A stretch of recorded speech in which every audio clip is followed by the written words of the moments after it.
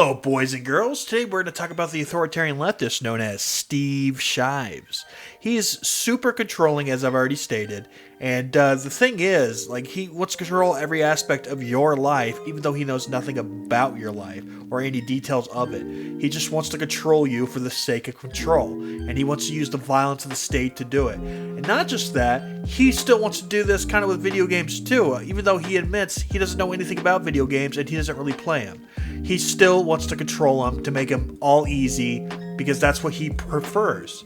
He doesn't want any hard difficulty. He doesn't want any medium setting. He just wants easy, and he thinks that should be the only difficulty available because that's what he personally likes. Because it's his way or the highway, buddy. There are people in the world who play video games on the highest level of difficulty, and I do not understand this. I'm not a gamer, but that doesn't keep me from having strongly held opinions about video games, and one of those opinions is this: video games should be easy. The point of video games is just the point of any type of media. It's to have fun. But the difference is with video games is, yeah, it could tell a story just like a movie or TV show or book, but it has a level of interactivity that you don't get anywhere else. That could provide a challenge, and that challenge lets you relate to your character a little bit more, and you could appreciate what your character is going through because you've actually gone through what he's gone through. All of his challenges you personally dealt with. So I think that's a special factor that you're not really understanding, and if you dial back the difficulty, you won't really appreciate what the character is going through. So that's why I never do that. Not just that, if you're just playing a challenging game that's challenging, that has no story, the challenge is also very important because that's the point of the whole game, obviously. There's no story, it's all about the challenge. And the challenge is the point. And you grow and become better at what you do as the game progresses, as they throw harder and harder challenges at you. You're learning how to become a better player. And that is fun for a lot of people. Just getting better at something could be very rewarding. Something that you don't get with movies and TV shows and books. If you're playing a video game and it's story driven and you turn the difficulty all the way down, like you're saying you want to, or you're saying you do for every game, you might as well just watch a movie or watch a TV show or read a book, because you have no level of interactivity at that point. You kill the challenge, you kill the point of that medium, that media. So therefore, I think that challenge is very important, and you shouldn't sacrifice it for anything. Obviously you don't want the game to be too challenging. That would be a mistake, because it would be no fun, right? It would be more frustrating than it is fun. But if you turn it up to the point where it provides a healthy challenge where there's balance of fun and reward, I think you'll appreciate games much more. I think right now you're playing games on a difficulty that's too easy, and that's why you don't appreciate games challenge, because you never really gave it a shot, because you've always wanted things easy in life, and nothing easy in life is rewarding. And I think that sense of reward, that sense of getting better at something, is what makes games special. Almost every video game I've ever played, because I'm not a gamer, but I have played a video game or two in my time, and almost every video game I've ever played has had a difficulty setting. I don't even remember the last time I played a video game on anything other than the easiest setting. Why are those other difficulty settings even there? So everybody has a different skill level, right? So everybody's unique in that aspect. So you need varying difficulties to satisfy those skill gaps, to make the game challenging for everybody to a point where it's not overly difficult, but not too easy. So you need multiple difficulties for that to occur. I know you know this, but you're authoritarian, so you think that only your difficulty threshold should exist. So I think that's a bunch of BS. I don't think that's the way it should be. I think more the merrier. The more difficulties there are in the game, the potential for the game being better rises, because you have that healthy challenge that never gets old. And that's another thing. Video games with challenge or varying degrees of challenge have more replayability because you can go back and play it as you get better. And then once you beat it for the third time, you're even better than you were the 3 times you played it. So now you have the ability to play it on an even harder difficulty than before. Now you get to play it on impossible mode. It just gives the game more replayability, and I think that's important too. I asked a friend of mine who plays a lot of video games what they get out of playing games that are hard to beat, and they told me, I like the challenge. And I said, oh, I get that. You're way too invested in video games. You play video games on a higher level of difficulty because you like the challenge. You know what I do when I feel like a challenge? I lead my life. I'm not telling you my life is exceptionally challenging, by the way. It's not. I'm just a massive wuss. Some things in life are unavoidably hard. There's nothing you can do to make them easier. You just have to endure the best you can.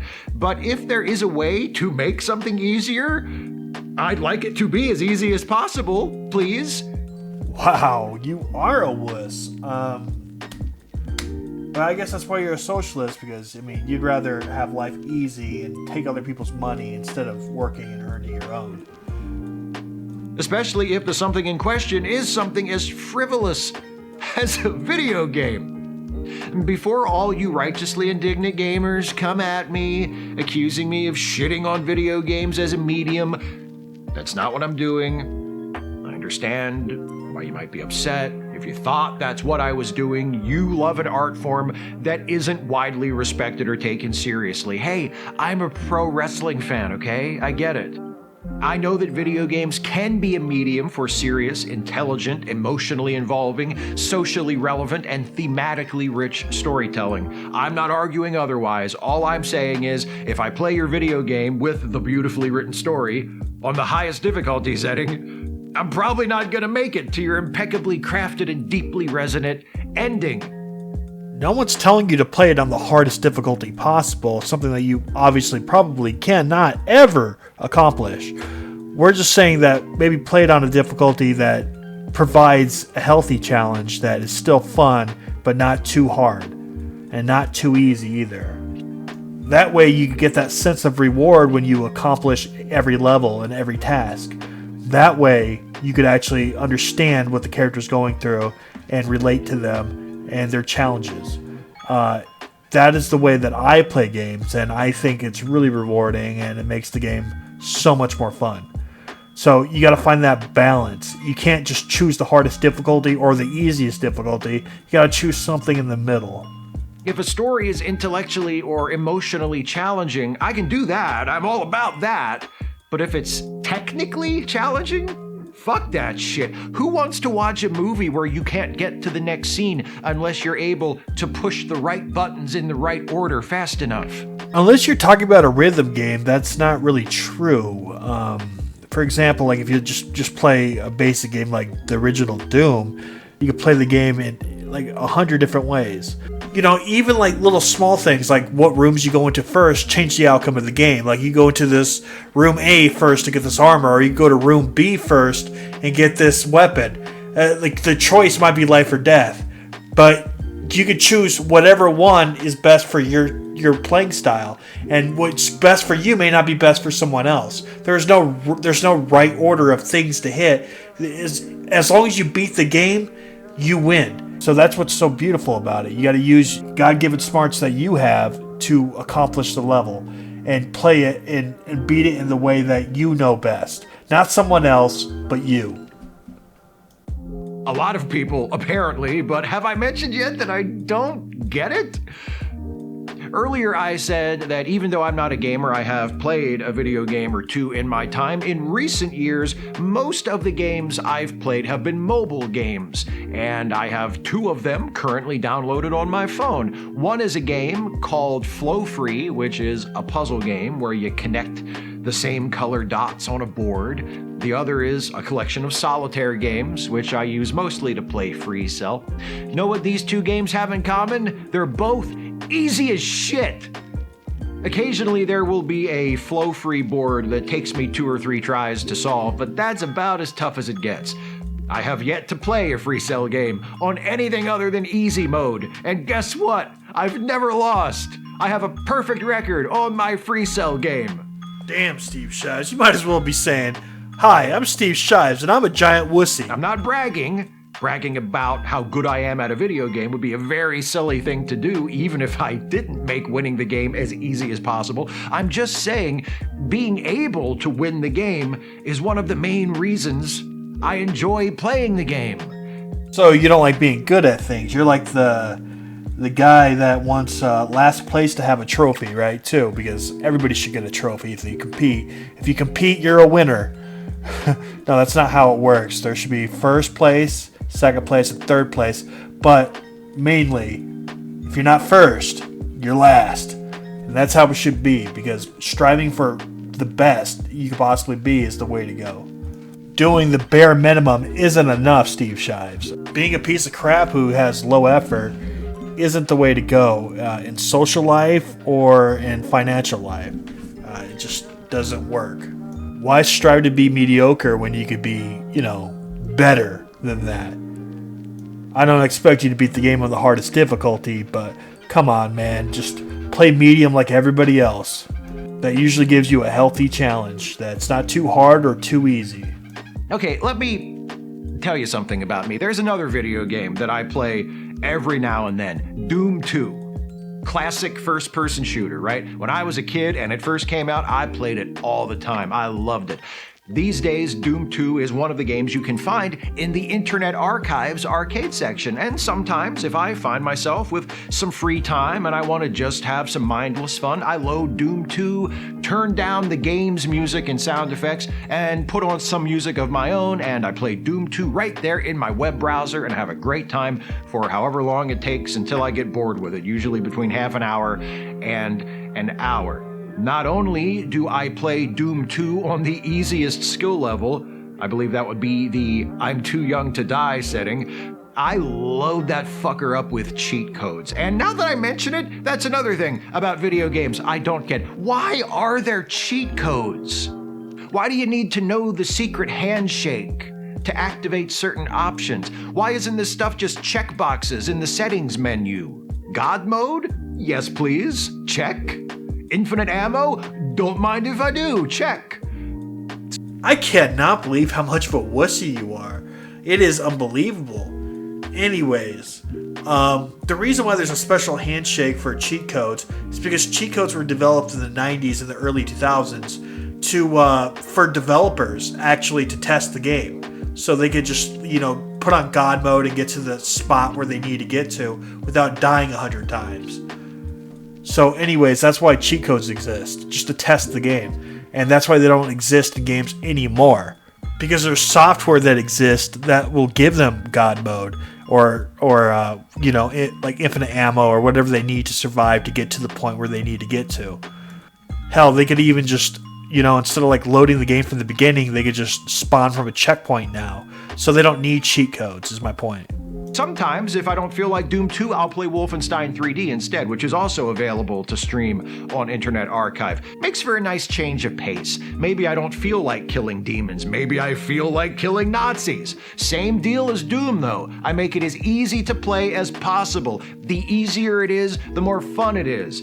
How does it make any sense to make killing Nazis more difficult? When I play Doom or Wolfenstein, I don't want to be challenged. I want to roam through an increasingly hellish landscape and blow away a variety of demons with a shotgun. That's what I want to do, and I want it to be as low effort and mindless as possible. It's because you're a mindless wussy who has no skill at anything.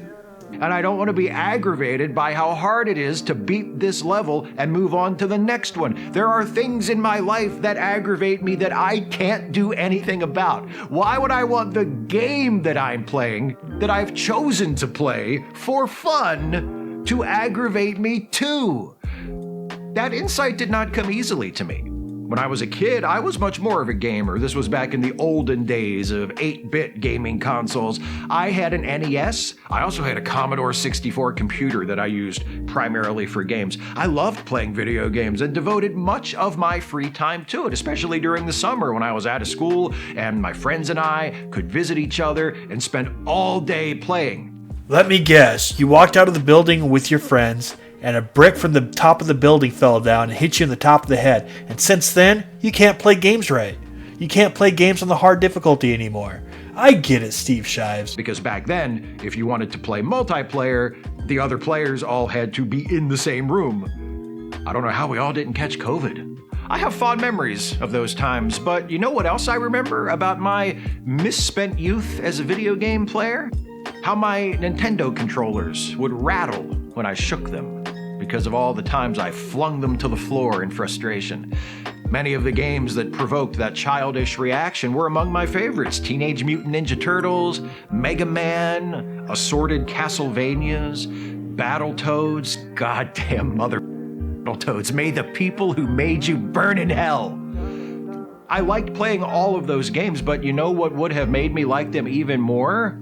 If they weren't so to beat that they made me whip the controller at the TV in repeated acts of impotent pre-adolescent rage.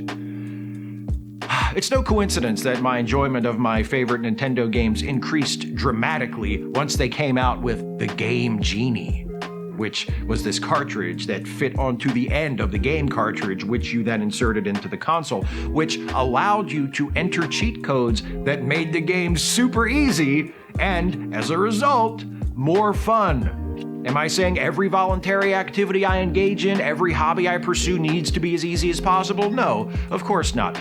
I feel like you are. I exercise regularly, and part of exercising, if you stick with it long term, is occasionally increasing the difficulty of your routine, adjusting your goals to keep it challenging. That's how you get better, by pushing yourself. It's not easy and it's not fun, but if you do it long enough and consistently enough, you see real benefits. You look better, you feel better, you have more energy. Hopefully, you live longer and have fewer health problems along the way. In other words, there's a reason to challenge yourself and to force yourself to endure aggravation and misery. What's the reason for doing that with a video game? What's my benefit for playing a difficult game? I get angry and quit, and then I'm all annoyed for a while over nothing? Some of the skills that you learn in video games can transfer over to real life. For example, there's this I'll give you some examples for VR. There's a piano game where it's augmented reality and it shows you what keys to press at the right time, and you can learn actual songs. So like playing that game and mastering that game will teach you how to play the piano in real life. It's not like playing Guitar Hero where you just learn concentration really well and you don't really learn how to play the guitar. No, this allows you to really play piano.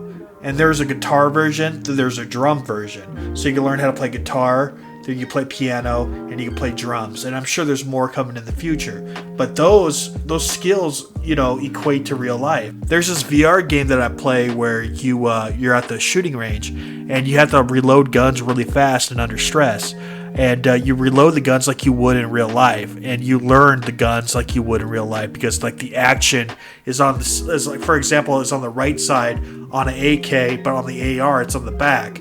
So like you have to memorize like how these guns actually work and operate, and you have to memorize and concentrate to work them in the game, and that concentration will actually help you at the range for reals. Like, I can't go to the range every day. I can't afford it. It's just expensive.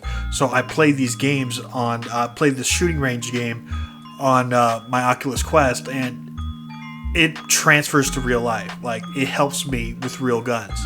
And especially guns that I don't know yet. Like, I'll learn them in VR. And then when I go to the shooting range, I'm already familiar with them for the most part. And I can shoot way better. And I already have hours of experience with the gun before I ever shot it in real life. It's amazing. It's incredible. And I'm telling you, it's almost one for one, the experience. Don't forget there's like people that played racing simulators and they raced cars in real life and were successful racing cars in real life, and all their experience came from a video game. There's a movie about that called Gran Turismo. I'm sure you've heard of it. So, yeah, I mean, you can learn real skills from video games. You can. Especially the simulators. Like there's like an airplane simulator that might help you fly a plane better one day if you were ever to do so. Also, video games teach you how to problem solve, and that's something that could come in handy in real life. Anyways, I think you get the point. Or I get angry and don't quit and eventually beat the game, and what? I get to say I beat the game? As long as it was all worth it, I guess. I imagine some of you are thinking, shit, Steve, it sounds like you just suck at playing video games. Yes! That's it, exactly! I suck at playing video games, which is why I only enjoy the easy ones.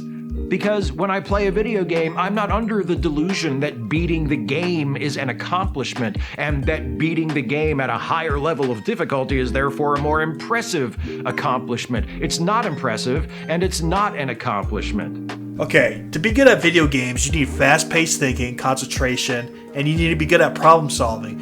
Things that you're not good at, obviously. But you think these things aren't like accomplishments? Yeah, they are. Getting better at these things could help you in real life. And we also play games for the feeling of accomplishment of getting better at something. That's a very satisfying feeling. I know you don't get better at things. You're a piece of crap at everything. But, you know, some people like to improve and become a better person. So I can see why that doesn't appeal to you. You don't want to be the best. You want to be the lowest of the low. But that's okay. That's a very Steve Shives thing to do and want. And don't think we expect anything different from you, Stevie. We pretty much know exactly how you operate. It's an art form to be experienced and pondered and intellectually and emotionally stimulated by, or it's a pastime to be enjoyed. Either way, I don't play video games to be challenged on my technical skills. I don't play video games to give myself something else to fail at. I play video games to have fun and feel good about myself for winning. I don't want it to be challenging. I want it to make me happy. That's why I use cheat codes in Doom and Wolfenstein to make it easier to blow away demons and Nazis, and why, whenever I would play Grand Theft Auto Vice City back in the day, I almost always ignored whatever the mission was supposed to be and just ran around beating cops and businessmen with a baseball bat. Just good, clean fun. 5 or 6 years ago, in a fit of nostalgia, I bought this. A Raspberry Pi loaded with hundreds and hundreds of video games from the 1980s and 90s. It's got stuff originally released for Nintendo, Super Nintendo, Game Boy, N64, Sega Genesis, plus arcade games and games from a bunch of other consoles and formats. I don't play it very often, but I've got it if I get the itch. You know my favorite games to play on it? The ports of arcade games, because when you play a classic arcade game on the Raspberry Pi, like say X-Men or The Simpsons, both of which I shoved God only knows how many quarters into back in the early 90s, you simulate inserting a coin by just pressing the select button. Keep pressing the select button and you can pump that non-existent cabinet full of virtual quarters. And as long as you've got quarters to spend on extra lives, you can't die, and you don't have to start over. You can play until you win, and you never have to walk away frustrated and disappointed. That I get. Video games aren't about that, Steve Shives. Video games is kind of like life, where it's all about the challenge and overcoming and becoming better than you were and helping as many people as you can, not striving for the bare minimum. Okay? That's what I think. What do you guys think? What do you, the viewers, think? Let me know in the comment section. Please like this video, subscribe, and hit the bell button for notifications. That's the most important thing. And again, leave a comment. Let me know what you think of Steve Shives and his the fact that he's the biggest wussy on the planet. Let me know what you think about it. All right, later.